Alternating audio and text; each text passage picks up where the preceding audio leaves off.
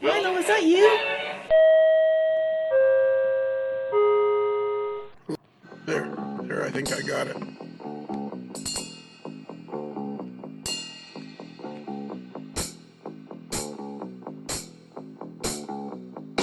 Okay, boys, tonight's completely different.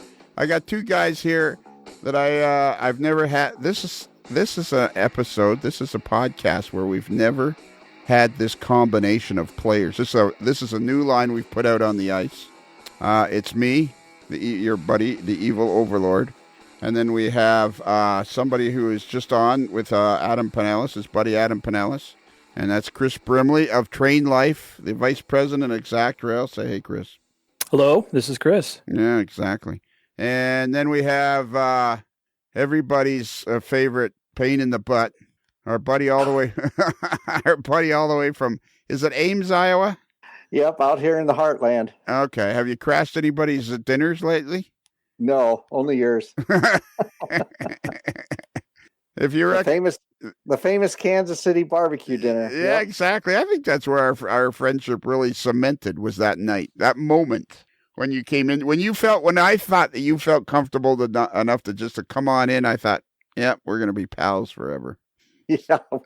When you were staring at me because I came in right when your food was delivered, right. You're like, get the blank out of here. I want to eat, Good food.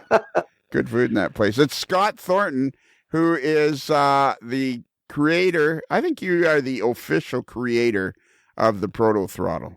Well, I wouldn't go that far. It's a team effort. Michael and Nathan they're the smart ones. I'm just I just hang on.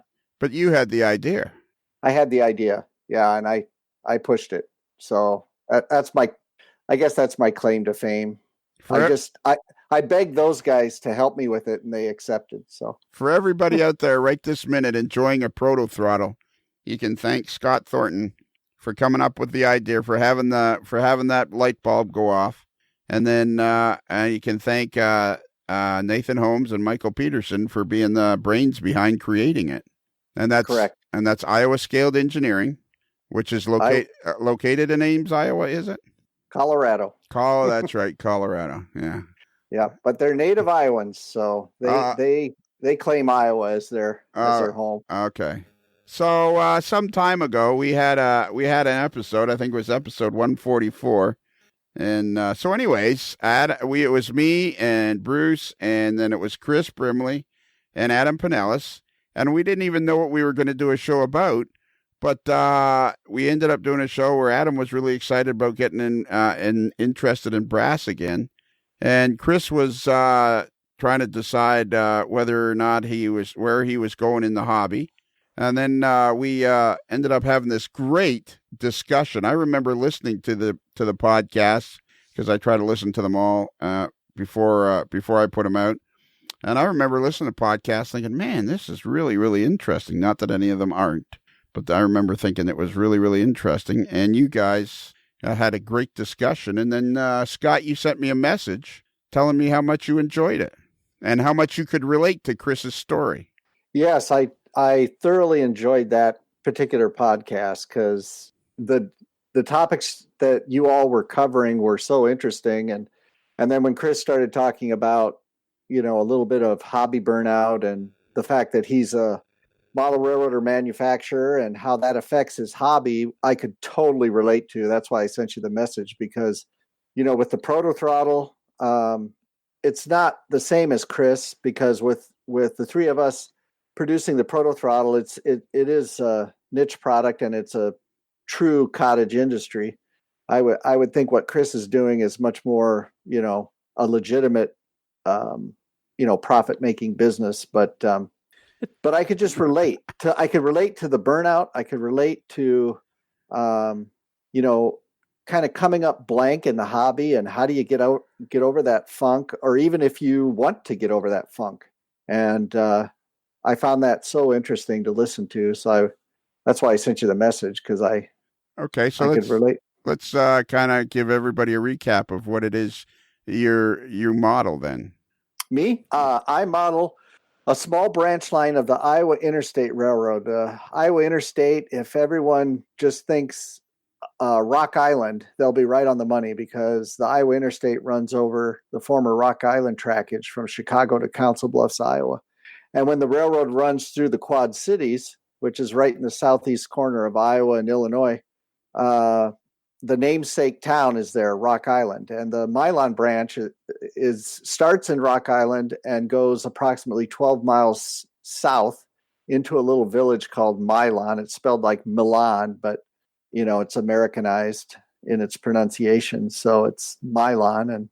And so that's what I model. And I model a small layout because I didn't want to model anything. Well, first of all, I didn't have the space, but I didn't want to model anything larger, because a small layout to me has everything I need, and relaxed, laid back operation. It's an achievable layout. It's not something that after 10 or 15 or 20 years, I might still be in the plywood Pacific stage. So, that's what I model. Okay. So, and Chris, you modeled, you have your 1 foot by 7 foot branch or railroad that was featured on the cover of Railroad Model Craftsman in May of 2019. Is that right? Yes, that's correct. And so how are you feeling these days? So I haven't really started anything new yet. It's been actually really nice just taking a step back from it. And I've been busy with other projects. My wife and I kind of recently remodeled the upper floor of our home, and been doing some my wife and I and our family did a little traveling before everything went south in March. Fortunately, we got that out of the way. But and so I haven't really felt a need or a rush, because there's been other things occupying my time. But Adam and others in the area that are close to Adam have definitely been doing their work to nudging me towards HON3 Rio Grande Southern right now. Oh, yeah? Mm. Yeah. Because that's what Adam's gotten himself into. It is. And so they've been not so delicately lobbying for me to go that way. So that must give you a good feeling, though, to realize your friends are kind of, I can't think of a better word, but, desperate to have you not leave the hobby and stay with them and be part of their group. No, it does. It absolutely does. I mean, Adam's been very influential with keeping me interested, keeping me sane, keeping me from doing anything spontaneous. And even though he can be pretty spontaneous, but no, he's really kept me pretty level and kept me keeping me kind of just like, take your time. There's no rush, but here's something that you might want to look at. And then I've had 3 or 4 other people that are also kind of nudging me in that way as well. They would really like to see me do something like that. And it's kind of interesting, because when I was younger in the hobby, in the 90s, I was actually interested in doing something that was kind of Colorado mountain railroading. And I'm originally from the Denver area. And so I've always been a fan of the Colorado Rockies. And so I don't know if this is the way I will go, but it's definitely looking like it will be the way I'll go. And is there much available on HON3 these days? Yeah, from what I've seen. I mean, it depends on what you model. If you're going to do the Rio Grande Southern or the Rio Grande narrow gauge, there's quite a bit. Most of the major structures have been made by a couple different manufacturers. Blackstone has made a fairly good sized chunk of the locomotives that you would need, the rolling stock. And then there's also a lot of smaller companies that have made kits of a lot of other rolling stock and locomotives. And then also quite a bit's been done in brass as well, and still can still be found today as well. Yeah. And so you got a guy handy that can get your brass stuff going. Yeah. So I know Adam will probably at some point, when I'm ready for a locomotive, if I do decide to go HON3, I'm sure he'll jump at the chance to find something for me, or to custom paint something for me. And I'd love to have him do something like that for me. And do you think like you feel like you were pretty not stressed. Stressed is the wrong word, but you were pretty disappointed. I think when we were talking before with where you were at, and you were trying to figure out what you wanted to do and stuff. Yeah, and it's just, I mean, I no longer had a compass steering me in any kind of direction. And what I'd mentioned before is I'd focused on this little layout for 10 years.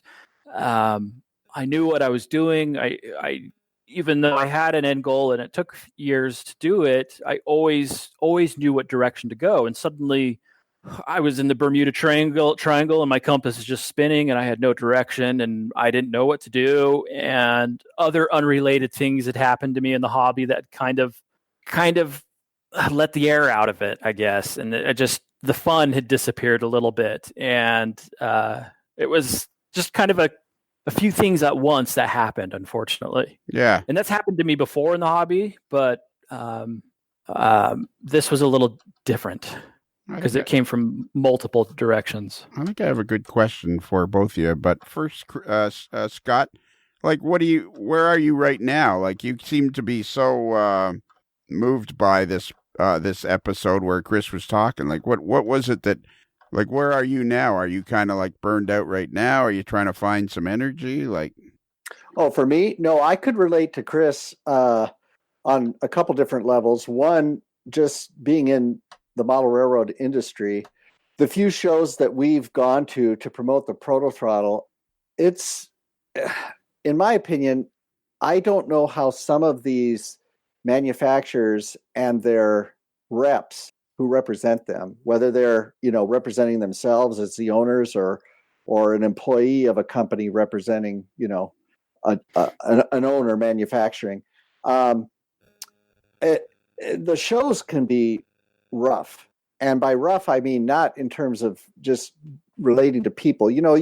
When you're dealing with a wide demographic in the model railroad industry, you're always going to have some people.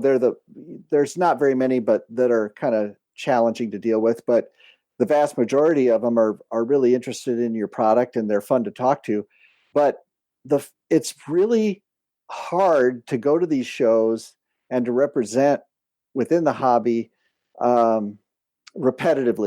It takes a lot out of you, and maybe Chris can relate to that, but it's when you're saying the same thing over and over and over again to your audience, it can, after a while, it can be really tough to keep going. And I'm amazed by some of these people in the hobby who always seem fresh and can, just talk for hours on end about what they're doing, what they're manufacturing. But I find it draining at times. And so I was relating to that aspect of it.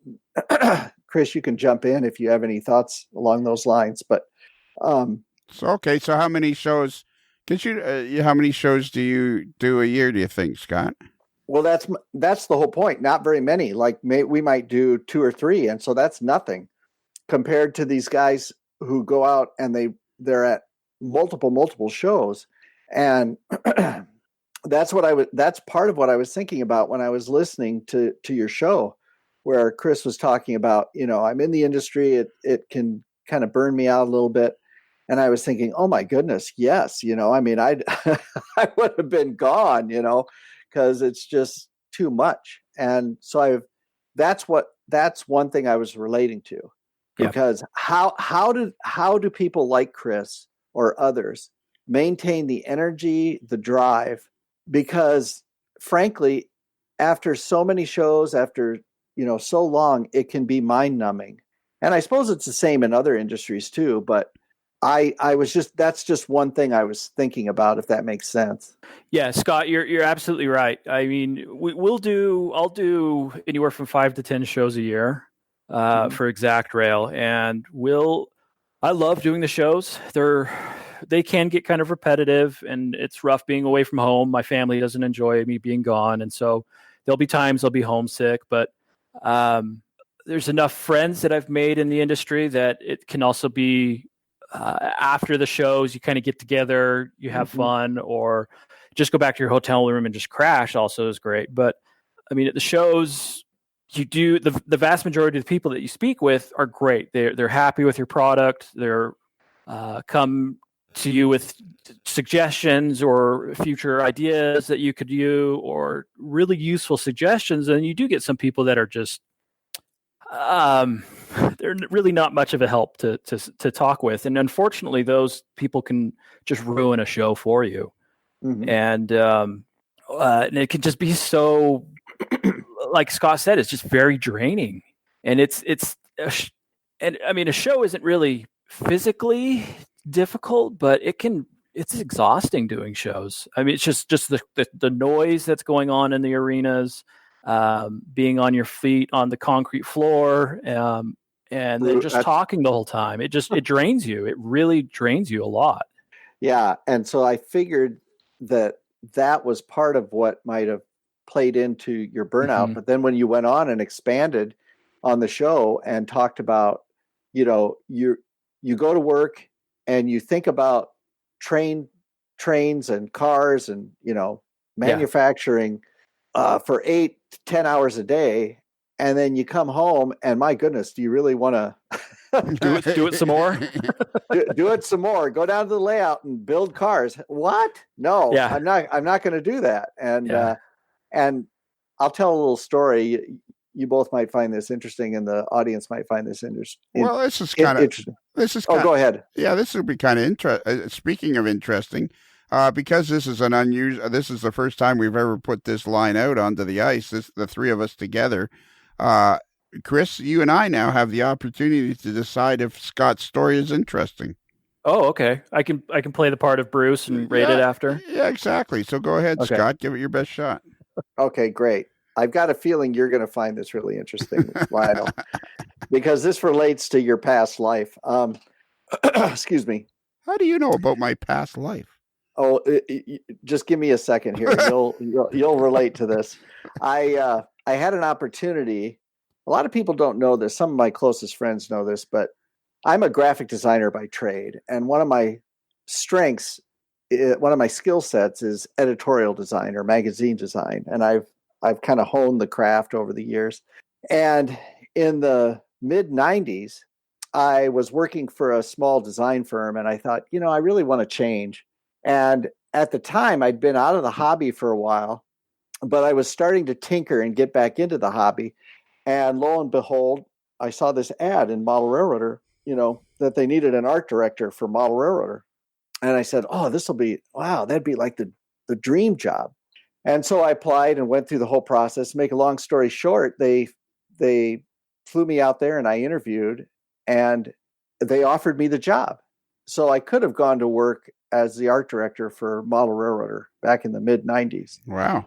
But at the time, when I went out there, and the interview was great, we got to meet people like, Russ Larson was still there, and Andy Sprandio and Jim Kelly, and Jim Kelly was the nicest guy you could ever meet, Yep. and see all these people as I went through the wings and the offices in their home office there. It was really interesting. And so this is what you can relate to, Lionel, because I know you were a big part of that as well. But at the time, I made the decision that, I had to think long and hard. Do I really want to make this my profession? Because if I make it my profession, it could really kill it.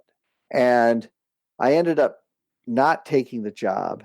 And over all these years, I've thought about it. I thought, gosh, that could have been interesting. But I really think I made the right decision, because I think if I would have went to work for Kalmbach, over time, it would have killed the hobby for me, knowing how I operate and that sort of thing, just being immersed in it, for that many hours every day. I think it would have really taken its toll. Now, that's not to downplay the people, obviously, that work there and do a fantastic job and put out a great product. Kudos to them that they can do that for all those hours. But for me, for a hobby, it's got to, in a sense, stay a hobby. Now, the Proto Throttle is a little bit of an offshoot, because the goal was just to get a miniature control stand for my own layout. And the fact that we could open it up for other modelers, great, but it's not quite the same. But that was watershed moment for me. Do I really want to go into the industry? And I decided not to. But So that's my story. Yep. yeah, that's an interesting story. Actually, it's very interesting because how old would you have been there? Like in your early 50s? Nah. No, I would have been. Yeah, yeah. That's right, man. Yeah, I look young for my age. You are so easy. Yeah. No, I think I was. Let's see. What was I? 34, 35. So that's pretty. So you must have really loved the hobby at that time to have that much of a thought process of going, gee, how cool would it be to be the art director at Model Railroader? And yet, if I do that, which sounds like a dream job for most people, you actually decided you love the hobby more than you would love working there. Like you love the hobby so much, you didn't want to take the chance of ruining your enthusiasm for it. Well, that was, yes. I mean, I've loved railroading and model railroading since I was a little boy, and I went on the same track like you're always pointing out in the podcast, Lionel, about, you fall in love with railroading and model railroad, and then when you get to the stage in life where girls and cars take over, that takes over. And for me, that extended into college, and then I got married, and then we had kids, but then after all that was, after we were established, the passion for the hobby came back because it was always there. Right. It truly is a disease for some of us. It never goes away. It's always there. And so maybe that's Chris's experience where he's just going through a little lull, and then he's going to fire back up. And so, I don't know. Well, okay. So Chris, I think you kind of went down the different path. Like so you've always loved the hobby too, right? Yeah. I got into it in my early teens. And it's always been there. So when you got the job so looking at it from a completely different point of view, we got one guy that had an opportunity to go into the industry and chose not to because he didn't want to lose his enthusiasm for the hobby. And I know I've talked to you enough, Chris, that you were pretty excited to get the job with Exactrail. And you've been there like 10 or 11 years, haven't you? Yeah, it's been 10 years. Yeah. So is there any regret that you're thinking, geez, like now it's kind of sucking the fun out of the hobby for me, or? No, I don't have any regret at all. And I mean, my one concern I had with the last podcast that spurred this is I want to make sure that people know I'm not whining or complaining about it. I absolutely love the hobby. I love my job. I enjoy going into work every single day. It's just personally, I was just in a lull, in a funk at the time. Yeah. And it's just, right. And working in it, it changes it. It doesn't become, it's less of a hobby and more work. And so it takes a little bit more motivation, I guess, to kind of do your own personal model building. And it's not as easy, but no, I wouldn't pass up working if I came to that crossroads again, I would have taken the same path again for sure. Well, and today it's actually only like 3 days after that podcast was released, and I've already had Scott contact me, and I've had 3 or 4 other people contact me. It was actually great that you felt comfortable enough with us and with me that you could say that, because you've actually had a pretty big impact on a lot of people already. Good. And in a positive way, actually. I think a lot of people, this would be a great subject for both of you guys. And Scott, you're a touchy-feely guy, so this is perfect for you. Scott, you would have made a great hippie. Well, I had long hair once, so maybe, and I played in a rock band, so maybe I was. Yeah, you would have been a great hippie from the 70s, so like a late 60s. I could see you at Woodstock. Oh, yeah. Yeah, absolutely. In fact, one of my all-time favorite bands played at Woodstock, called The Band, if you're familiar. And they're Canadian, Go figure. Go figure, eh? Yeah. Hey, Chris, notice he kept his camera on so we could see him the whole time. Yeah, I know. I like it. Yeah. I'm not looking. I just didn't turn it off. So, okay. Yeah. So my question was going to be all right, so you've been in the, you've done a favor, Chris.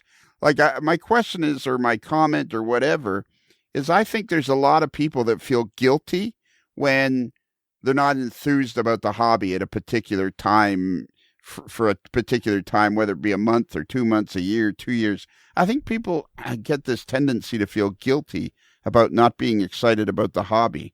Yes, that's actually part. I didn't really mention that, but yeah, I'm glad you brought that up because that was kind of a big part of with my funk. Is I kind of do feel guilty. I feel like if I'm not excited about it, then what's wrong? I should be excited. I should be out there. I should be active, posting photos of my model building, and I'm not. I'm letting people down, and yeah, there's a lot of guilt that comes along with that. Yeah. So do you, I think we could help people a lot by kind of giving them I think what you've uncovered, Scott, is the fact that people, it's the ebb and the flow of today I'm for me, for years, I used to be pretty much of a golf fanatic and would play 3-4 times a week at my local club, which was only like 2 miles up the road. And I pretty much stopped doing trains around the 1st of May and picked it up again around the 1st of October, which seemed to work out great. In the winter, it was model railroading. In the summer, it was golfing, and maintaining the house and stuff like that. So I thought that was great. But it's important that, it's okay to just hang out in the hobby, even if you're not doing anything. Yeah. Yeah, that's right. And I really appreciate it. I think it was either in Chris and Adam's podcast that you just did, or it was, I think you mentioned Ben King, right? Yes. Because Ben King, I followed his work when I was much younger, of course. And I remember reading about his layout. And in one of the articles, he said, I only work on the layout when I feel like it. And I thought that was great because in a hobby, in one sense, that's the way it should be. I think sometimes in our hobby, there's this expectation, especially with social media, that, well, we got to be producing, we got to keep cranking it out. And you don't have to do that. You could take the Ben King angle and say, I'm only going to work on the layout when I feel like it and it's enjoyable. And otherwise, it's just going to sit there and I'll get back to it when I get back to it. And I think that's a good approach to take. I agree with that, Scott, because I've kind of done a similar philosophy myself because I know if I'm having to push myself and I'm not enjoying it, my quality of work suffers because of it. Mm-hmm. And I don't want that to happen. If I'm enjoying it, my quality of work is better. And I'm happy with what I'm producing. And why push myself further down and you end up making more mistakes and being less happy with it? And it's just going to make that it's just going to create a snowball effect and just continue to bring it further downhill. So I think stepping away from it is a very good positive to do. Yeah. Or perhaps take up some other aspect where it's not quite as, I got to get this layout done. Maybe you're just detailing an engine or something, putzing around, I think is an aspect of a hobby that people should embrace versus, again, we don't have to be cranking out all this work, Yeah. And the other thing I found so fascinating about your podcast was the contrast between Chris and Adam, because Adam is like this high energy, crank it out, super enthusiastic. And then here Chris pops in and says, I'm kind of, in so many words, he basically said, I'm kind of burned out. so you had this wonderful contrast to the talk during that time. And that was really, really fun and interesting. So I just wanted to mention that because it was one guy's over the top and the other guy's thinking, I don't think I want to be over the top. Well, and we kind of have a contrast here in that, Scott, you don't hardly do very many train shows at all. And you sound like you just about had your fill of train shows that could last you for the next 20 years kind of thing. And Chris does a lot of train shows and enjoys the people. So what is it, Scott, about? Is it the traveling that gets to you, or is it just the constant selling the product all day long for 2 or 3 days? What is it about the train shows that seems to be wiping you out, do you think? I think you just nailed it. It's like saying the same thing over and over and over.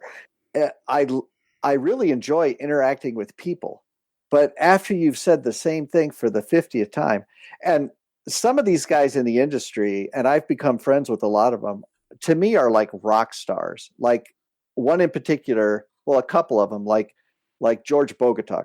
Yeah. I mean, the guy. George is a great guy. Every time I see him at a show, he's like, the guy can talk 24/7 to all these customers and go over the same thing and be super patient. And he comes off really enthusiastic. He makes me tired just watching him do this. Oh yeah. Yeah. And another one was Chris Palomares, for Athern. Chris is just kind of a steady rock. He just kind of plugs along and it has a good attitude and the whole thing. And I'm frankly amazed by these guys because I'm like, how do you do this? This is just and maybe it's a personality thing because I like it for a while, but after I've said the same thing for the going into the third or fourth or fifth hour, I'm like, man, and I think a lot of that is perception. Another one would be Shane Wilson. I see that guy and I'm thinking, man, what is wrong with you? Like, how can you keep doing this over and over? But Bogatuk, I think, is the champion. I mean, I know that guy is like that guy. I'm not convinced that he's real. I think he's some sort of machine and they just turn him on and off. Yeah. You walk by that guy's booth, no matter when it is, and he's in deep conversation with somebody, telling him all about soundtracks and the tsunami and blah, blah, blah. And when I go to Springfield, like the podcast is all new and it's probably it's one of the most fun things I've ever done in my life. It's just a fun thing to do to get to meet all the people and talk to the people. But, I do Springfield and for 2 days, I'm interviewing and I think to myself by the end of the first day, this is like, all I do is I go up to everybody and I kind of ask them the same questions and I'm thinking, I must sound like a complete boring robot. But what you don't realize, Scott, is it's like being a comedian. Like everybody only sees your act the first time, Mm-hmm. so right. it might be like over and over for you, but for everybody else, it's like, yeah, this is really interesting, which can be hard. So, okay, Chris, so you seem to enjoy going to train shows. I do. Yeah. Like a lot. Yeah. But I know for me, the biggest therapy, if things are getting kind of repetitive and bad in the booth, the absolute best thing to do is to step away, go for a walk. I mean, to me, that is the best therapy. Just go walk around the show, go outside for a little bit, get out of your booth. Because I remember very clearly, this actually stuck out to me. We were at one of the national conventions and I was helping a customer. And I thought it was fine. I thought I was being friendly, but the guy just straight up just told me, like, why are you being such a jerk? It really kind of took me back. I'm like, am I? I was really surprised. It really shook me up. And I was tired and I just wasn't being enthusiastic, or it just was just kind of just rambling things off. And after that, I always have to take, at least an hour or two somewhere. The first day of the show, you like Springfield, Saturday, it's usually a struggle to get out of your booth, but Sunday you can. But if you can, and you've got help there, you've got to be able to get out and walk around a little bit, because that kind of boosts you up, gets you going again. Because if you just go nonstop all weekend, it's going to kill you. Yeah. It's too hard. And so nothing is more beneficial to me than just stepping away for a little bit, even if it's just doing a quick little lap, just 15 minutes, and somebody can cover the booth for you. That's so beneficial. So I've done a few shows alone, and it's really difficult to do that. But if you can have somebody there with you so you can step away, that's huge for me. And yeah, because I think in the N-Scale convention in Chicago, you took Adam with you. Yeah, I had Adam with me, and he was skipped out for the first day. He went to go hang out with Kevin Marks for a while, and but it was fine. I was right next to Shane, and Shane and I would talk to each other for a while and joke around, and it was a lot of fun. It still ended up being a very fun show. Yeah, it's the people that are there for sure that make all the difference. I mean, it is. Okay, so where are we, Scott, with the proto throttle then? Like, are we still flogging them? Are you going to some train shows? Are we ever going to see Scott Thornton again at a train show? Or no, I don't. I would just echo Chris. I mean, I don't want to give the impression that I don't enjoy it. I think I just related to what he brought up because when you're behind the booth, it can just get a little tiring, and maybe I haven't done enough shows to really learn how to pace myself and like he's saying, get away, get refreshed, that sort of thing. I really enjoy the people. I really do. But it's like anything. I mean, when you're around people for hours on end, after a while, you're just, man, I'm tired. And I can relate to what Chris just said. The guy, I guess in some ways to his credit, said that to your face. That was, I think, a good thing, because then you could realize, but at the same time, I think you were probably just exhausted, and it's not that you didn't want to be enthusiastic. It's just, you just couldn't do it because it was the end of the day or whatever. And you were exhausted. And I mean, I've certainly been to train shows as a consumer where I've seen people sitting behind their booth and they just look dead to the world. I mean, I don't want to come off that way. And I try and be upbeat and really interact with people. And I think for the most part, I do a pretty good job. But since I am relatively new to this, it just seems very challenging. That's all. That's all. That's all you got to say. So what part of the problem might be too, a little bit, is that you have one product. Period. End of sentence. You got your proto throttle, and that's what you're selling. And no, he's got more than that. Does he? Yeah. Well, we've got Michael and Nathan produce other electronic component, and then they've got their grain belt models, and I help push that too. So there is some variety there. It's just but at Springfield, when you're there, you've just got the little display in Spring Creek model. Right. And you're pretty much, all you got is your proto throttle, and you're asking people to come by and try that. Like, have you guys ever had your own booth anywhere? Oh yeah, we've had our own booth at like some of the RPMs. Okay. And do you go with somebody, or? I usually go with Michael. Okay. So we can tag team, and we do get away.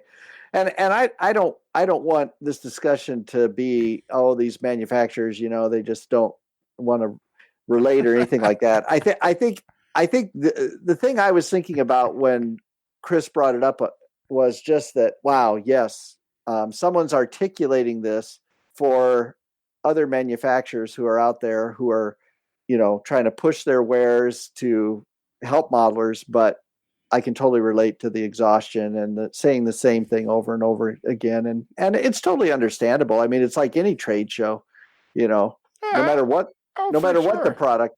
Sure, for sure. And I think it's a legitimate thing to talk about. I mean, I don't think I'm used to you whining all the time, but I think that you see, Chris, this is why I became a super fan, because I was so beat down and abused and kicked around that they finally felt guilty and decided to make me a super fan. Yeah, I've heard your name get thrown under the bus a few times. A few times, yeah. Ooh, boy. We made him a super fan, and then he stopped taking my calls. Yeah, well, the abuse. They kicked me under the bus, and they drove over me like 3 or 4 times. Okay, so back it up again over that Thornton guy. It feels good to, Okay, well, on that particular note, then let's especially Chris can answer this question. I mean, how long you've been doing train shows now? For 10 years. Yes. How have they changed? Do you feel like in the 10 years you've been doing them? Like, what have you noticed have you noticed a difference in the customers? No, I haven't. To me, I think it's No, I haven't really noticed too much of a difference. You still get the customers. You get the same variety of customers, but I guess what has changed is because I've been going to these shows for so long, I've gotten to know a lot of the customers in the areas, and so a lot of them will come back, and you get to know a lot of them on first name basis, which is great. And it's kind of like a little reunion sometimes, going back to different shows and seeing all these familiar faces, and I really enjoy that quite a bit. It kind of makes the traveling a little bit more enjoyable and bearable, because people invite you to go do things after the show. People, want to go to dinner with you, and then just having fun catching up at the shows with some of these people. I love that. I really enjoy that quite a bit. And yeah. No, go ahead. I was just going to say, what was I going to say? It was really good too. No idea. Me neither. Okay. Hey, Lionel, I can relate to that too. You get to a certain age, it's like I had a great thought and it was gone. Was here a second, and then it's vaporized. Don't ever compare me with you, okay? Okay, all right. Did you find in the heyday of building your layout, did you find there was that gap when you would come back from a show and you'd be like, yeah, you didn't even go near the thing? Because you were super enthusiastic for a while. Not that you're not enthusiastic. I think it's really important to point out to everybody that your enthusiasm for the hobby hasn't changed at all. I think it was more a case of, well, that layout, I think getting your layout in the magazine was kind of almost like the end game. And once your layout was on the cover of RMC, you're kind of staring at it going, well, now what do I do? Yeah. And yeah, you're right. It absolutely is right. And as I said before, the direction was gone, and I feel like I summited, and I need to find my next summit, I guess is what I need to do. Yeah, exactly. Because you're very enthusiastic about the hobby. I mean, you love researching cars and getting the next project underway and all that sort of stuff. Like Scott says, I think it's really important not to dwell on the negative. It was just a really interesting.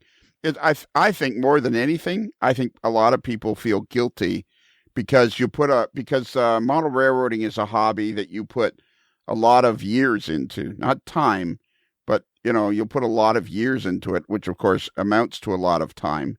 And yes. And then I think people get afraid that when they feel like, you know what, I don't want to do this anymore for a while. I think they get scared that they've lost all their enthusiasm, and now what are they going to do? When in actual fact, it's probably just a simple matter of, taking a break for a while and working on something else. I don't think it's a bad thing to have another hobby as kind of it's kind of a, like a light second hobby to model railroading. I don't think that's such a bad idea. Well, that's a great idea. I've got multiple hobbies, so that's a good point, Lionel, because you can skip back and forth to your different hobbies and keep everything fresh, I think. So what are some of your other hobbies? Oh, I do some music and like golf, like you were saying. And I am a recumbent cyclist, so I do that. And I own a motorcycle, so I do that. And I also kayak with my wife. So we've got all these different things that we...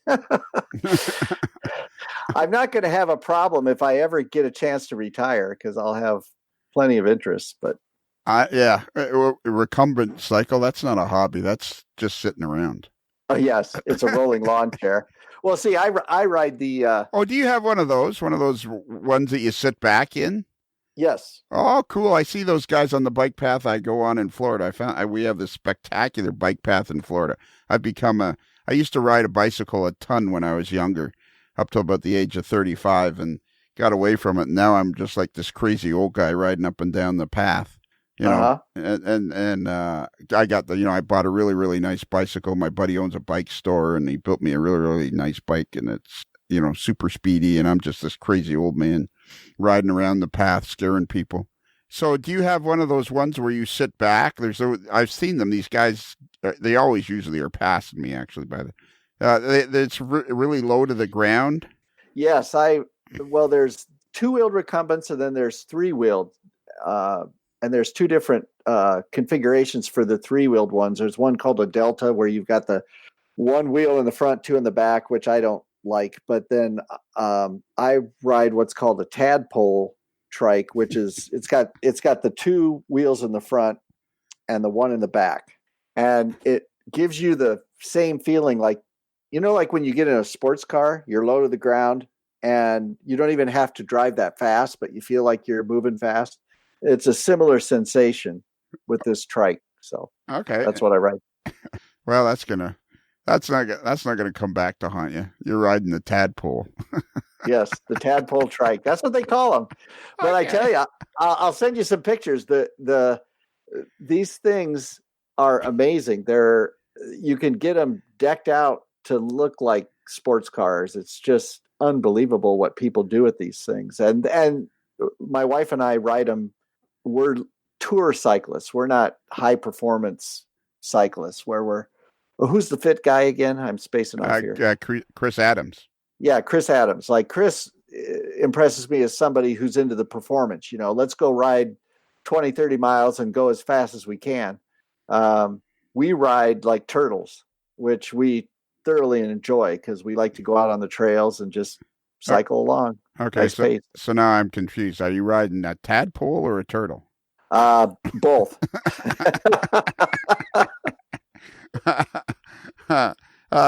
Chris, can you back me up here? Because I feel like I got to apologize to Scott.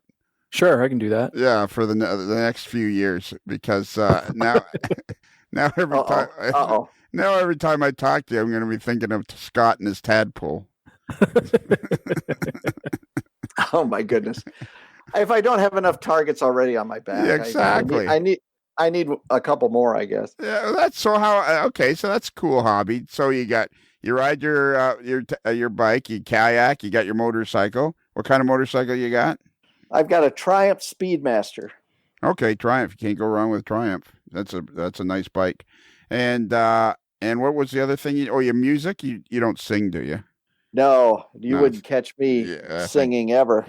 No, I grew up playing the guitar. I've played the guitar for 40 years, but I don't play it anymore because I got enamored by the lap steel. So I play the lap steel guitar. The table, and then the steel guitar. Okay, it's flat, and it's like you just stick it on your lap, and it's 6-string guitar, but it's played with what they call a tone bar or a slide. Yeah.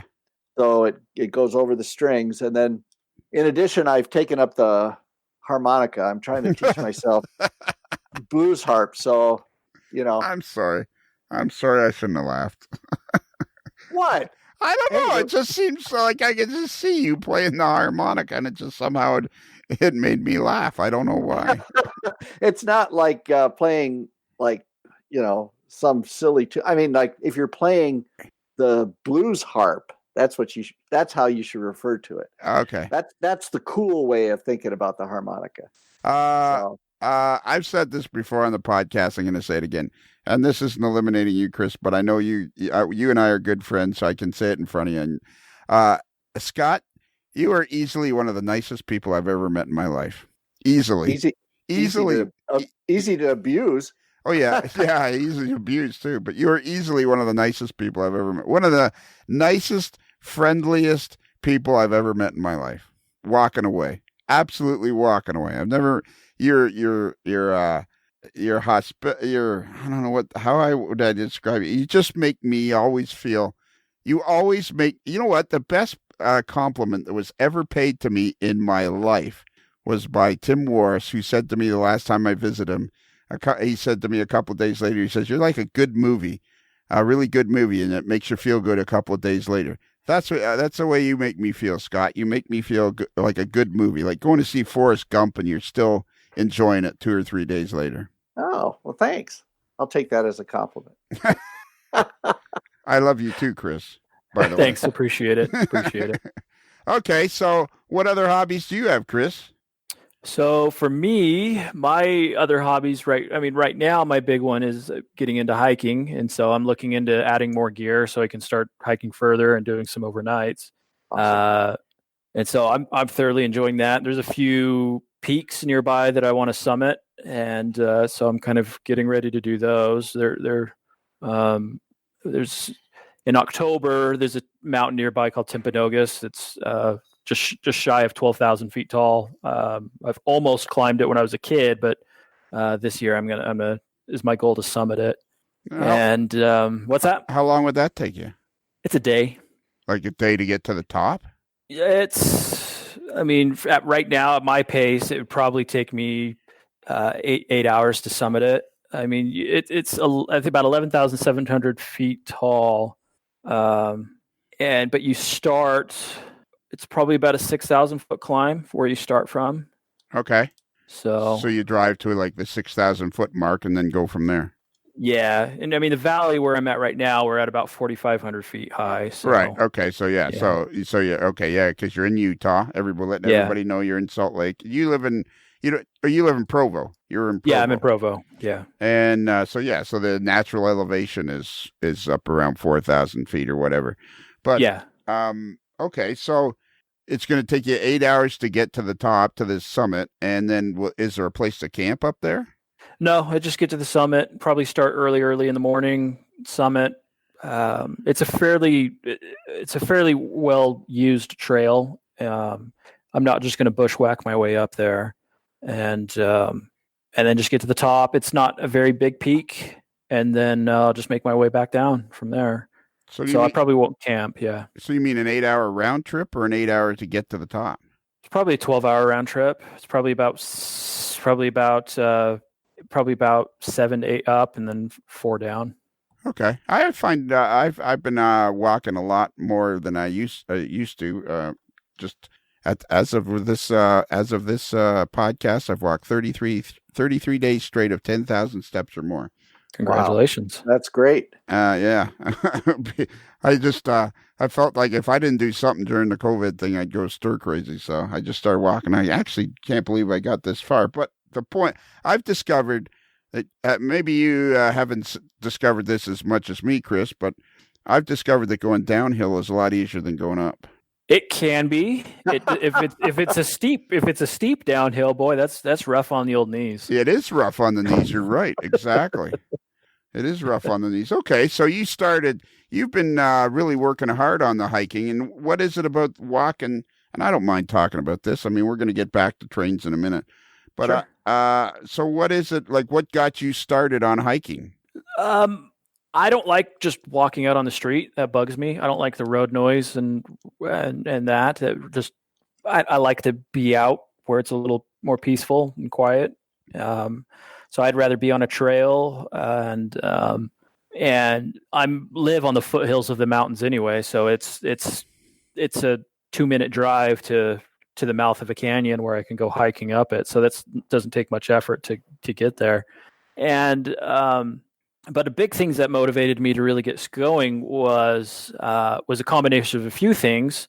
One was the passing of Joe Cummings.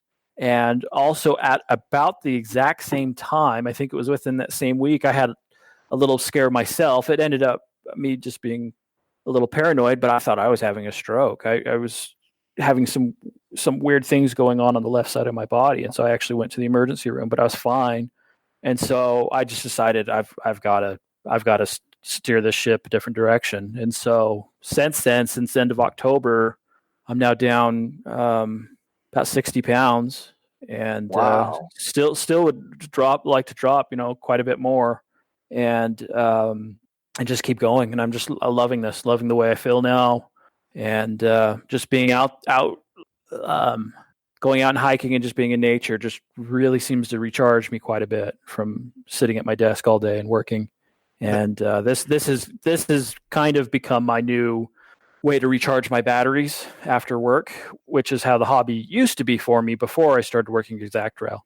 That doesn't mean I won't not model again. I'm going to. I'm already the itch is starting to come back, and so this summer I wouldn't be surprised if I start on something new here. Yeah, so there you go. So the itch is already starting to come back. It is, absolutely. Yeah, and so. What is it about walking? Like I noticed after about 2 weeks, I was kind of like, I was waking up and rolling out of bed and going, yeah, I'm going to go walking. I mean, the weather's been kind of crappy the last Uh-huh. 5 or 6 days. But if it's a decent day, I'm like, yeah, I'm going to get out there and, I'll put in a mile and a half or 2 miles and I'm a slow walker. Trust me, I am like the slowest guy. I am literally, I think, the slowest guy on the planet. I have these teeny tiny legs and a giant melon, so I look like a bobblehead doll going down the road. Who's the tadpole now? Yeah. But like still, it's like it's such an easy thing to do for your health. Such an easy thing to do. Yes. So, all right. So let's talk some trains here a bit. We've talked enough philosophy, and if we talk for another half hour, we can call this a whole episode, which would be a lot of fun. Actually, I think it'd be a fun thing. I think we covered a lot of really solid ground. So, what's new at the old Exact? How's train life going in this COVID thing? Are you noticing an up, a down, or what? Oh, Train Life's rocking it right now. We're getting a huge up. We're doing sales right now like we do around Christmas.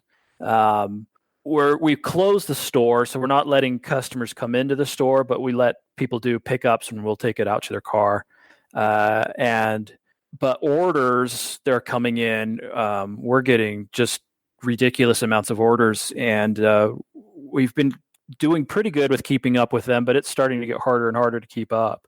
And we've been getting a lot of new customers because I guess a lot of other stores are closed, and so they're unable to fulfill orders. And I'm restocking as much as I possibly can with our distributors. And we're go right now. It's kind of been great. Hey, I want to apologize to you because when I was listening to that episode 144 with you and Adam, at some point I started talking about another hobby store when I was referring to new hobby stores that had started up, and I thought, well, wasn't that just rude of me to be talking to the guy about another? It's fine. So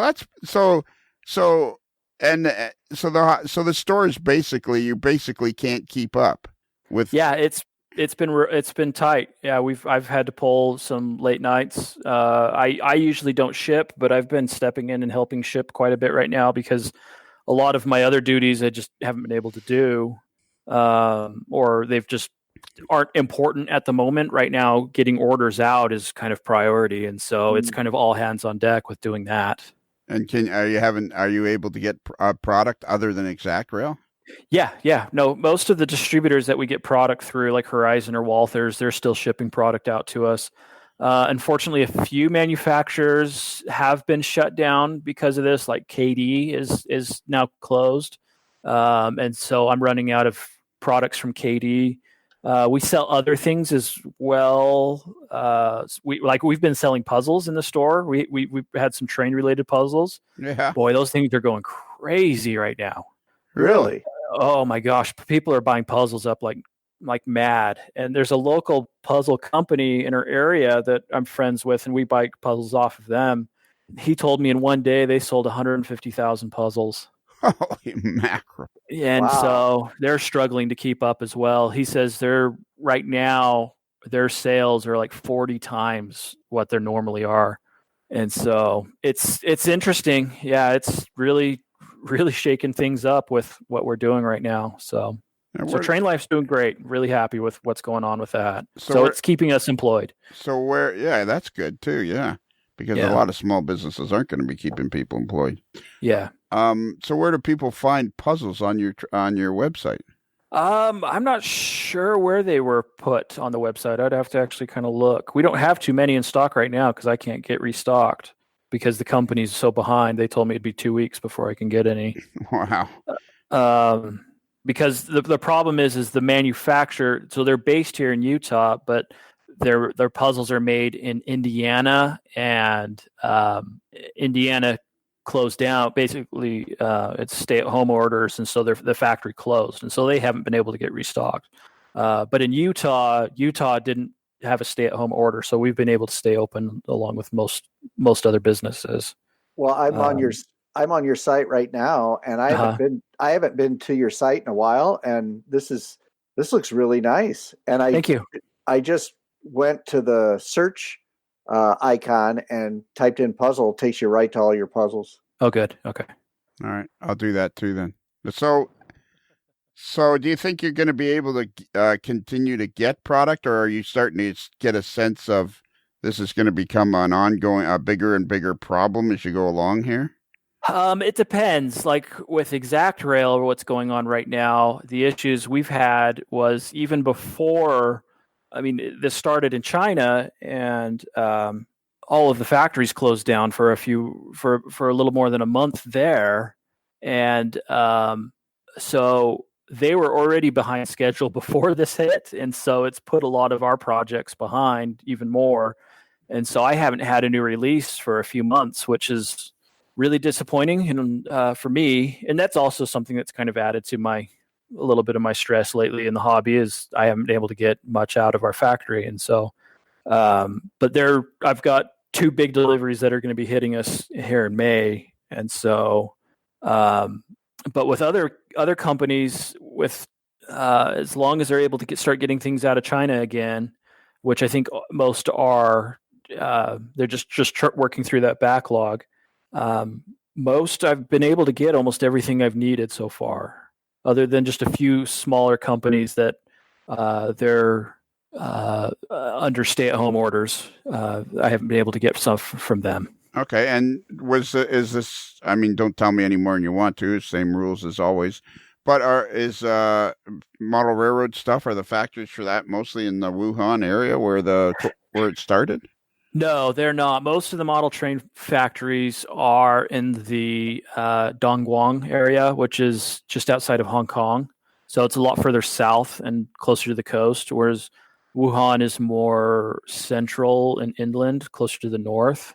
Okay. And so they were still affected, but it didn't have the months-long lockdown like Wuhan did where it started.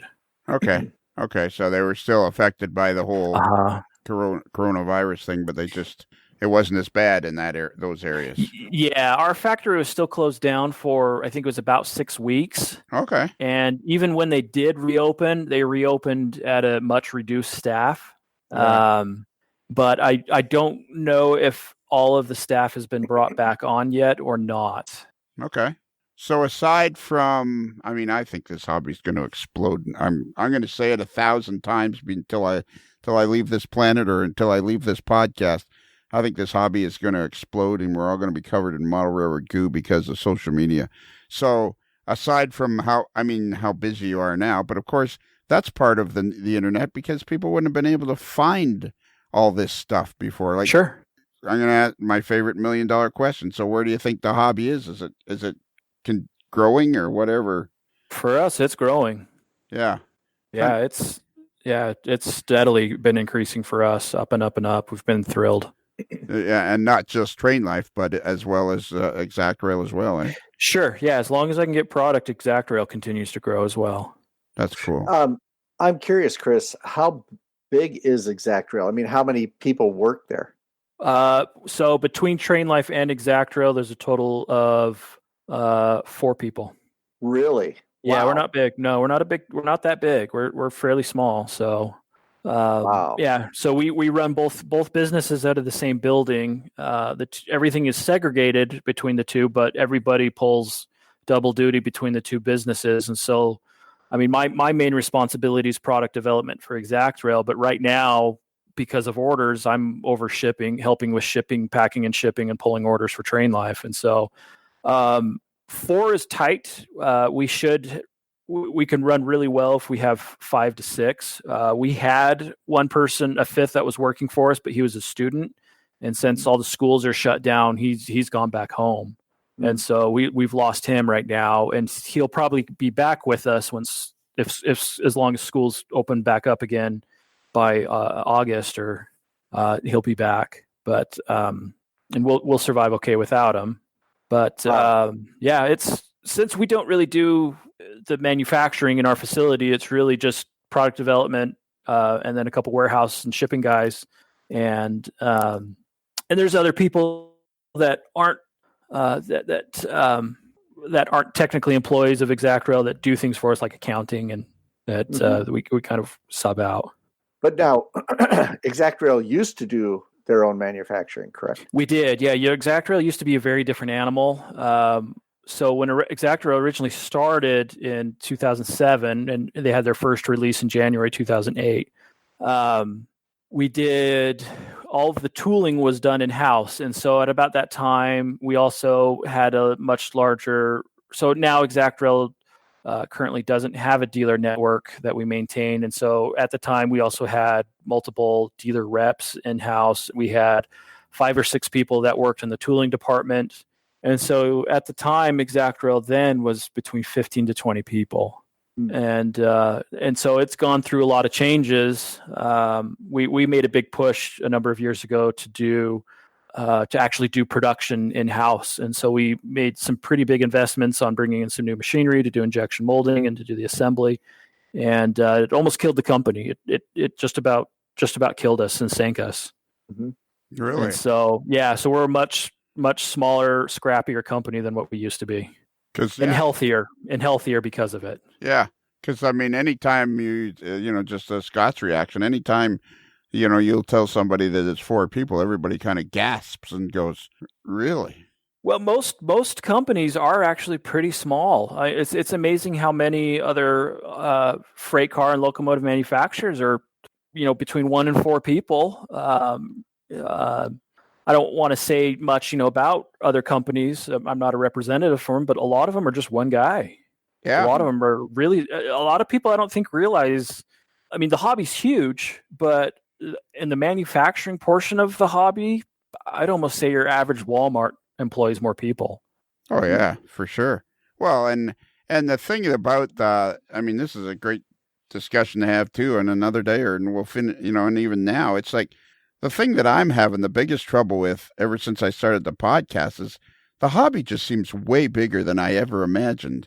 And it seems like it's pretty darn big. And yet, we talk about the manufacturer. A lot of manufacturers are 1 and 2 people or 4 people or whatever. And yet it just seems like everywhere you turn, there's somebody else, involved in the hobby, or lots and lots of people have an interest in trains and things like that. It's just, it's really a kind of an unusual, I think it's an unusual industry that nobody can really get a grip on where it fits in the whole overall scheme of things. Does that make sense? Yeah.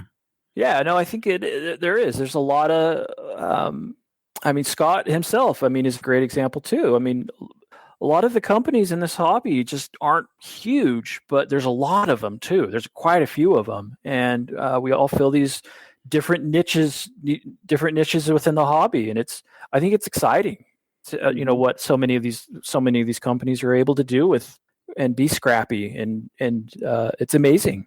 Yeah.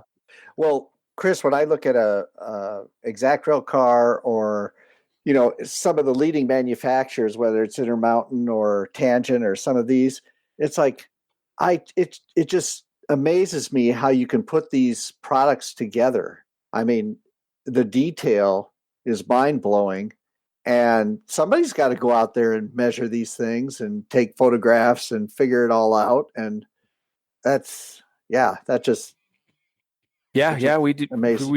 do a lot of field work where we can. So there's a lot of time and development in each car. As long as things are cooking and going well, it's about a year to 18 months for a car to develop. A lot of times it's longer than that for just a single car type. So. Oh, I was just going to ask another question related to the production of a car, just because I'm curious, and you don't have to answer this if you don't want to. But like when you go out and do field work, because I've always wondered about this, you're taking measurements, you're taking photographs. Do you bring that into your own shop and develop those drawings, or do you just take the research and send it to, let's say, China, where they have draftsmen who can do it more efficiently and economically to put together the drawings, and then it just becomes a proofing process? Is that how it works? So right now, that's how ExactRail is working. I don't have an in-house. So we've done projects, and I've done projects where I've worked with, I've contracted with a draftsman locally to help design, to do the 3D design work for me, and then we submit that to the factory, and then they then take those drawings and cut the tooling.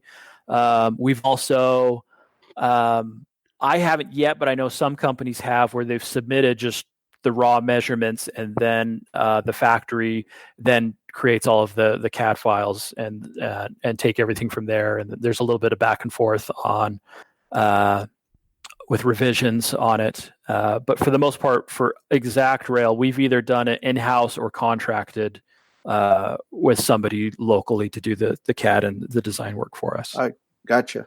Yeah, interesting. It is interesting. All right, Scott, you're up, buddy. So I know I'm looking on your Facebook. How does your Facebook page going these days? I noticed you started that one, about a month ago, 4 weeks ago from now. How's that going? How do you feel like that's going?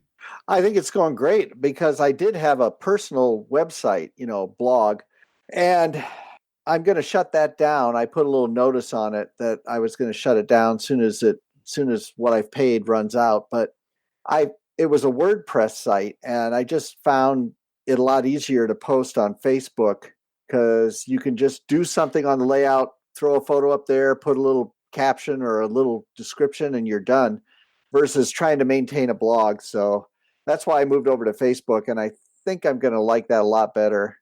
In fact, I know I am. So, I'm moving everything over. And since I'm self-employed, I'm a freelance designer, I can control my schedule a little bit better than most people. But with the COVID thing, some of my regular clients have basically shut down. So I got a lot of time on my hands. So I've been trying to do a lot more on the layout, and I'm having a blast because there's been things I've wanted to do for a long time, and I just haven't. I was either too tired or not interested, or kind of goes along with our discussion. Yeah. But so I'm doing that and making progress. I'm kind of in this stage now for me with my layout where I just want to get scenery done, but I'm also too much of a perfectionist where I can't do it too fast because I know I won't like the results. So I'm kind of trying to plug away and do a little bit every day where I'm working on some aspect of the scenery so I can get past just the track work and get into completing some actual scenes. Yeah, I think it's a real artistic outlet for you, isn't it? Oh, it is. I've got an artistic bend, and I like to entertain myself. One of my, I guess you'd call it another hobby, is I like to watch a lot of YouTube. That's how I entertain myself. And so I end up on these art sites where these artists are teaching all these different techniques, or weathering sites. There's so many modelers who are so flippin' good at weathering. And I'm not there, but I want to get there. And so I end up spending way too much time on YouTube watching their weathering techniques. So one of these days I'm going to start to actually put paint on a car and get going. Where did you get the idea to make rubber stamps to simulate cracks in a road? I just came to me. I just thought, why not try rubber? Well, I was struggling because I like to think creatively, and as you know, I've integrated some novel things into my layout. Like I think I mentioned this before in another podcast, but I've got an automated flange squeal system that I use on the 3 curves on my layout that Iowa Scale developed for me. And in addition, I came up with that idea, and I threw it out to Michael and Nathan. Could you build this for me? And they did. So I've got that fully installed. I don't think I've ever actually heard of this. Have you ever heard of such a thing, Chris? An automated squeal system, flange squeal. Yeah. So are you just tormenting those guys at Iowa Scaled Engineering? Do you just basically torment them to death? Well, I think if you were to ask them, they would say yes. Yeah. So, but in addition, I told you I have, in addition to the flange squeal system, it works great, by the way. I can tell you more about it if you're interested. But I have a cloud simulator too on the layout. Yeah. So yeah, that's pretty cool. It gives you the feeling that you're really outside when you're inside. So that's. So how did you come up with this flange? I mean, it isn't fair. You just say, "Hey, I'd like a flange squeal system," and then poor old Michael and Nathan have to, like, that's kind of what you did with Proto Throttle. You just said, "Hey, I'd like this," and you left it up to them to do all the work. No, I ended up doing a lot of work too, but they're the brilliant electronic engineers. So I don't know anything. I get confused just plugging in my vacuum cleaner to the outlet. So Yeah, I need it. maybe I was a little hasty on my comments there earlier. Yeah. So they're brilliant guys, and I come up with these harebrained ideas, and they figured out how to put them together. But do you want to hear about the flange squeal? I'm interested. Yeah. Okay. I could tell Chris I could hear him breathing. And when we talked about the clouds, you better go over the clouds too. So. Okay. Well, the flange squeal, Soundtracks, of course, has their flange squeal in their little module that you can put into cars. But I didn't want to invest in the same system because I wanted a variety of sounds, because as we all know, when you go trackside, railroad cars put out a huge variety of cool sounds. And so I wanted that on my layout. And I started thinking, well, how can we do this? Well, one product that Iowa Scaled Engineering puts out is IR sensors, infrared sensors. And it's a really novel product. Theirs is, because it's a real efficient design, and it works rock solid. And I thought, well, why couldn't we take those IR sensors to trip some sort of sound module to play flange squeal? And my idea was to pull a variety of different flange squeal sounds off of YouTube videos. Because if you watch prototype videos, you're going to run across some pretty cool popping and groaning and squeals and all these different sounds that cars are making. So I started to do that. I started to download different YouTube videos, and I use an audio editor, and I pull out the flange squeal sounds. And then I presented this idea to Michael. I said, do you think we could develop something in tandem with your IR sensors to trip not only the sounds, but random sounds, And he said, yeah, I'll give that a shot. And so he developed it. So when a train goes, it also reads the speed of the engine on the track. So my layout's just a simple little branch line, I primarily just run one train at a time. And so when the train is running, the little Arduino that Michael had programmed, you can program in the engine on the Arduino, and you can tell there's a threshold command in there. So if the speed drops below a certain amount as it's slowing down, then the computer knows to not allow any of the flange sounds to play. And then for each curve, I've got two speakers that the system drives, and I point them so that they're pointing at each other. And they're under the benchworks, and I turn the volume up so you can just hear the sound, but it with two speakers, you can get it to work where the sound generates right from the center of the curve, if that makes sense. And then after that, it's just a matter of, again, pulling the sounds off the YouTube channel, and then the Arduino unit plays this after the train trips the IR sensors. It plays the flange squeal sounds randomly, and it works great. And I also, along with right now, I've got 13 different sounds in the folder that play randomly, and then I have 6 different silent files, and it's just like it sounds. They're just files that play nothing, and they're different lengths of time. And since the computer plays everything randomly, it'll pull those different files that are silent in at different times. So then you don't have the random flange squeal playing continually, going from one file to even though it's playing them randomly, it's not playing them continuously. Yeah. And the effect is frankly amazing, because it sounds just like what you'd hear trackside. And I only have it on the curves. I only have 3 curves on the layout. And I only wanted it there for a couple reasons. Obviously, when a train goes into a curve, you're going to get more flange squeal. But I didn't want to overdo it to the point where flange squeal was playing all the time when the train's going down the track. So it works out pretty well. So that's an interesting question, Chris, for you. Sure. Actually, it's something I've been kind of trying to figure out. Like, I think people now could build smaller layouts. You're talking about building HON3.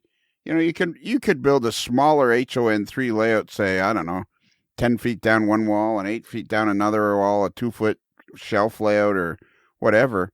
And all these things that you can do now can make building a smaller layout just way more interesting than it ever was before. Does that make sense? Yeah, it does. I mean, I haven't on my little shelf layout. I've thought about adding some different effects to it to enhance it. Having the sun come up and come down. Some lighting effects, having lights come on and off. I've thought about, since it's on the Port of New York, having a little bit of ambient sound just kind of playing off in the distance of the city, and some boat horns going off occasionally, all at random. And you can do some really neat things. I'm not smart enough to know how to do any of this. I'm not an electrical engineer, so I need somebody to do it for me. But I've often thought about doing little things like that to kind of enhance, to kind of make even though it's a small layout, I think it would make it feel bigger because you're being brought more into the scene. Yeah, absolutely. And I'm not an electrical guy either, but a lot of these projects seem like they'd be fun to try just to see if you could do it almost. Sure. Like, it just seems to me like the hobby now is like, and then the other thing that used to be different was you couldn't really share it with people that easily, other than maybe the couple, 3 dozen people that lived within a 2-hour drive of you, or maybe if you lived in a big city. But now you get on the right group on Facebook or whatever on the internet, and you can share it with so many people. Mm-hmm. Yeah, absolutely. I mean, look at your page, Scott, already. I mean, geez, I've been scrolling through this. We could do a couple of shows, me asking you all these questions about all this stuff you're doing, like you're, painting a landscape in oil and stuff like that. Man, oh man, you're just you're one of the most annoying people I know and one of the nicest people I know, all wrapped up into one. You make me, you give me sleepless nights. Seriously. Yeah. Oh gosh. See, Chris, see what I have to endure. Yeah. It's brutal. It's brutal. All right. All for being a nice guy. So nice guys, they get hammered. Yeah. You just there's something about that gleam in your eye that just draws me to you like moss to a light, Yeah, I just don't. Maybe I just don't fight back. That's the thing. No. I got. And I love you too, Chris, by the way. Thank you. Well, look at that, boys. We killed an hour and 30 minutes, and I think we covered a lot of interesting stuff. I think so. I mean, I think we covered. We were all over the map on this one, and I think it was turned out to be pretty interesting. I was interested anyway. Anyways. Yeah. Well, thanks, Chris, for revisiting the topic of potential burnout and just being a model railroad manufacturer and that whole bit. So fun to talk about. So, Scott, do you feel like you can rest easy now that Chris is okay, and he was just telling us how he felt at that particular moment, and he's not gonna take it. He's not gonna drag his layout into the backyard and set it on fire or nothing. Well, he might do that, but then that's a fresh start. He can just dive into the narrow gauge stuff with his good buddies and go that route. So there's somebody I got to talk to again, is Shane Murphy, the Cosmic Cowboy. Talking about burning your layout. He was the guy that had Chris Adams or Chris Atkins, not others. We got too many Chris's. Yeah. And now I'm going to talk to a guy named Chris Costello. So that's just everything. It's too many Chris's. And don't forget, there's that very interesting modeler who's doing a lot of neat things with lights, John Farrington. You should talk to him too. All right. That's another guy we'll have to talk to. We'll add him to the list. That makes 15,243 people. Exactly. Yeah. There's a lot of interest out there. There is way too many people out there to talk to. This hobby, man, I would love to be able to get a feel for the actual size of the thing. I think I think the internet was built for model railroading. I really do. It's just we were all holed up in our basements, and now we have a way to communicate with each other so easily. So cool. See what you did, Lionel? You started a podcast that's become a raging success, and now you've got all these topics to talk about, and you've got enough material to keep going for years if you wanted to. Years. I plan on it now. I plan on it now. Tell you, Scott. Okay, boys. I think that's. Is there anything else we need to cover? Or we pretty much got it all.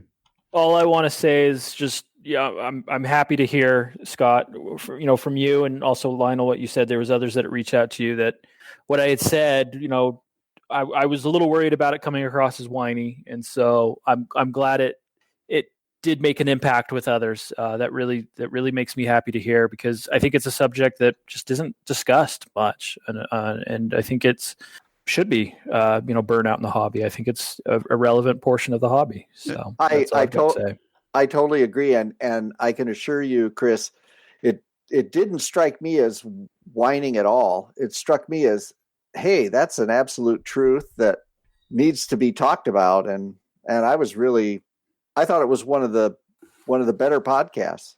Well, good, thank you. Yeah. No, what are the other ones? Just they're all good. I said one of the better ones. Yeah.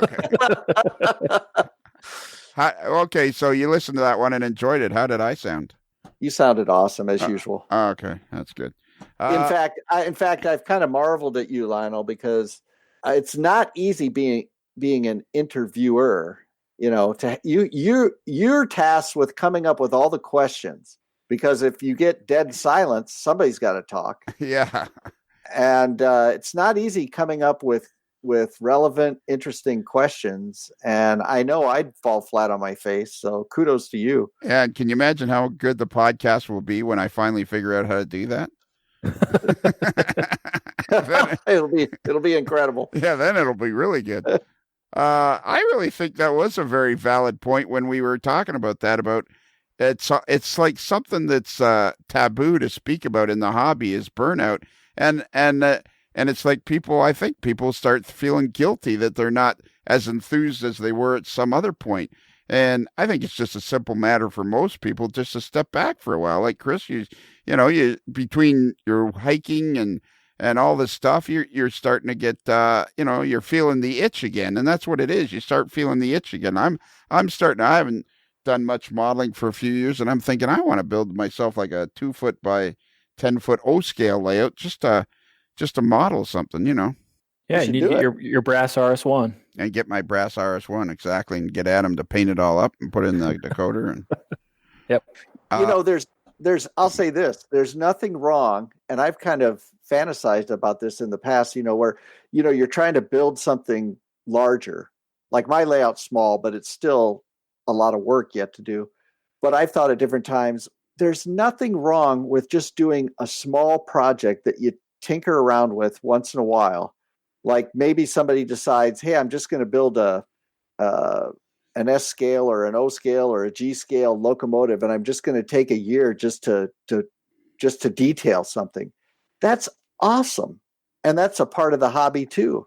Mm-hmm. I just wanted to say that because it all ties in. Some guys think, oh, I got to build the layout. I got to build the dream layout.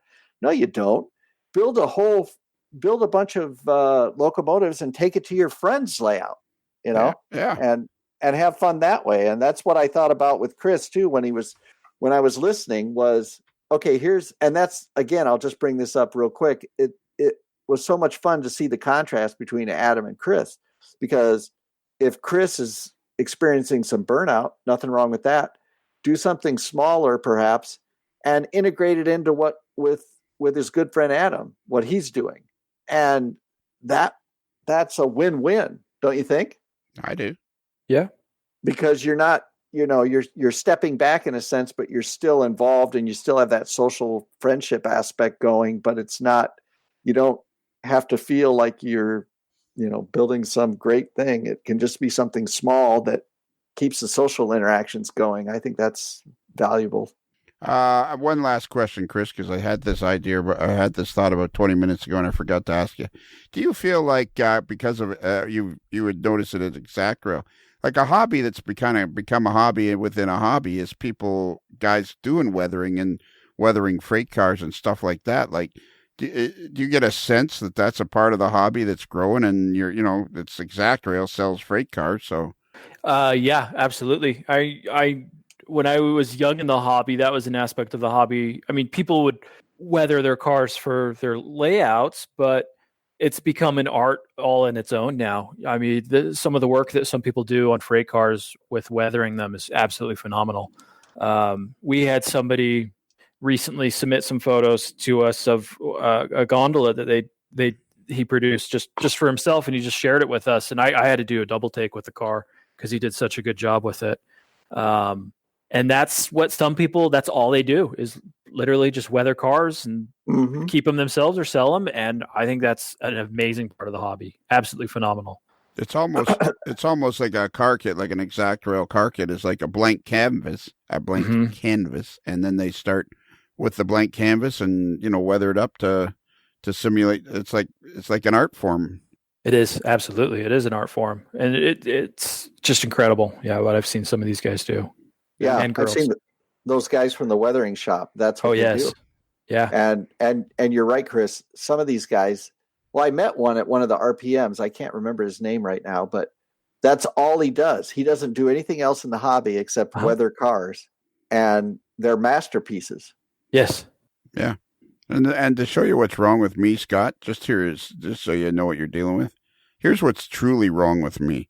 When we said the words art form, pretty quickly my brain went to, yeah, I think he played shortstop for the Pittsburgh Pirates from 58 to 67. Yeah. Well, that's your sports fan coming through. You love sports, so. No, I think I'm just nuts. I think that's just there's something. Come on, there's something seriously wrong with me, and we need to figure out what it is. Okay, so we're gonna do our email address, which is modelerslife@gmail.com. That's modelers with one L like railroad, not two L's like Kelly, who is the modeler simply known as Kelly. And then we have a website, amodelerslife.com. And if you go there, we rebuilt the front page, and you'll find a picture of Bruce, the moderately agitated mail boy, and a picture of him, and he's particularly agitated. And if you click on that picture, you can automatically send us an email, and you don't even need to know the address. And you can find a link to Patreon there. And if you go there, if you do belong to Patreon or you join up to Patreon, you'll get 4 more podcasts a month. And it costs you like 16 cents a day, and it keeps the podcast going. And also, if you're a Patreon member, we have a virtual chat room that you can enjoy and meet all kinds of other modelers. So you get all kinds of stuff for that. And I think that pretty much covers it. So, all right. Scott, would you like to handle the end? Sure.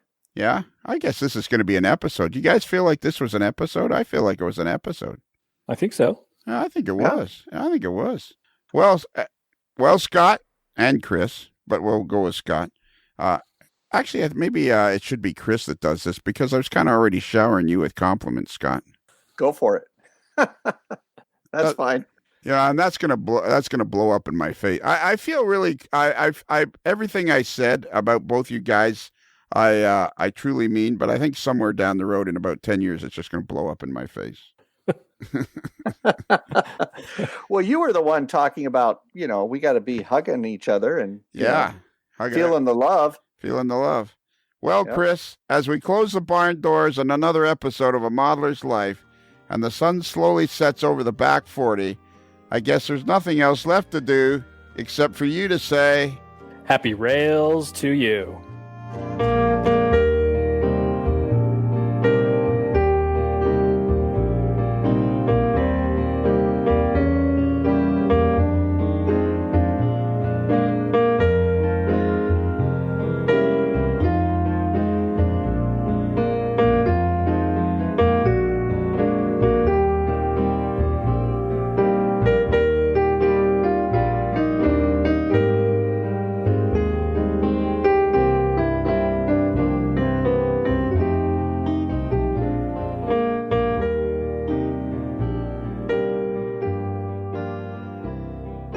While in Busted Knuckle, guests of a Modeler's Life podcast stay at the Casa del Sol Motor Court and Inn, where late-night dancing at the Rumba Room is a magical event to be experienced.